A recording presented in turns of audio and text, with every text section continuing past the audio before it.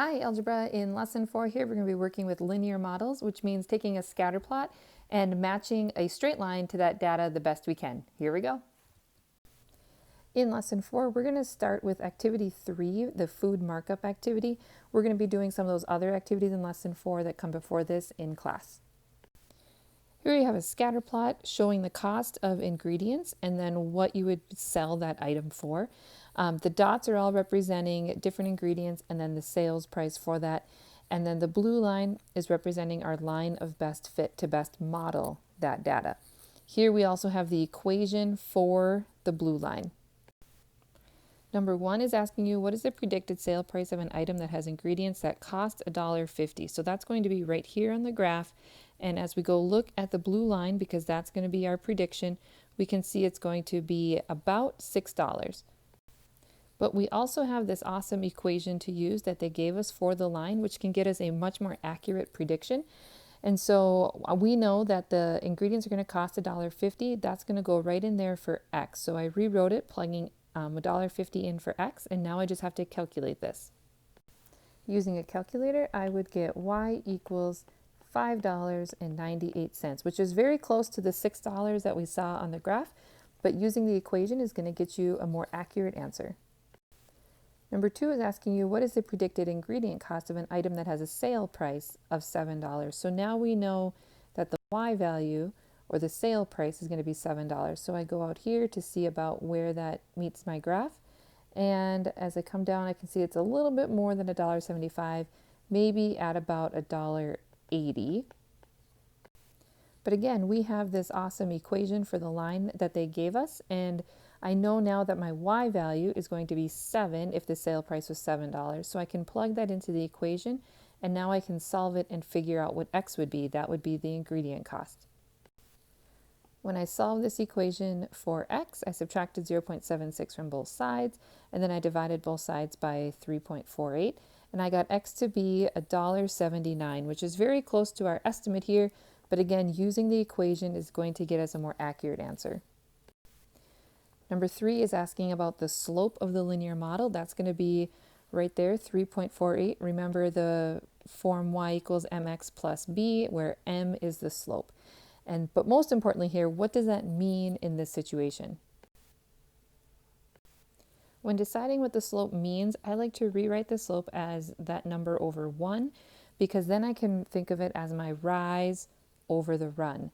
And so I can put that onto my graph in a slope triangle, with the rise being 348 over the run, which is being 1. And I just picked some points here to use and created that triangle. This is more for me interpreting what this means. So I'm looking at the graph now, and I can see that as the ingredient cost increases by 1, the sales price will increase by 348. And that's what I have written over here.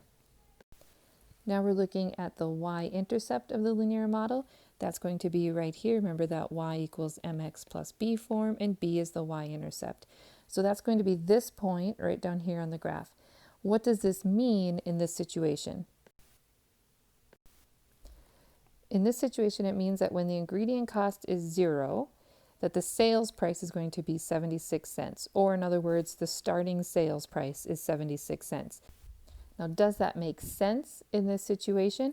And in this case, yes, it does. And that's because when you're selling something, you have to be making some money. So you always have to charge a little bit more than something costs, and you have to be covering things like people's wages and stuff like that. Going on to activity 4, the slope is the thing. We're going to be tracking different graphs and figuring out what the slope and what the y-intercept in each of them mean.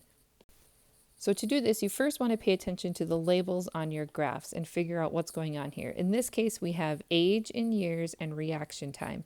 And it looks like that as people get older, the reaction time tends to decrease here. So just kind of wrap your head around that for a little bit, figure out what that means, and then go on to look at the slope. The slope here is going to be negative 9.25. Remember, y equals mx plus b. And what does that represent? In this graph, that negative 9.25 means that with each year older, the reaction time decreases, that's because it's negative, by 9.25 milliseconds. Now the y-intercept we cannot see from the graph. We can kind of imagine where this would end up, but our equation tells us that it's 400. And what does this mean? It means that at 0 years old, the reaction time is 400 milliseconds. If I put 0 in for x, my equation would equal 400. Always ask yourself as well, does that make sense? And well, it possibly could, but it's going to be really hard to measure the reaction time of someone who is 0 years old. So you kind of have to take some of these with a grain of salt and think about, do they actually make sense or not? In graph B, the slope is 0.44. We see that right there. And what does that mean here? Well, it means that that's the price per banana. So if I buy one banana, my price is going to go up 44 cents. If I buy another banana, price goes up 44 more cents.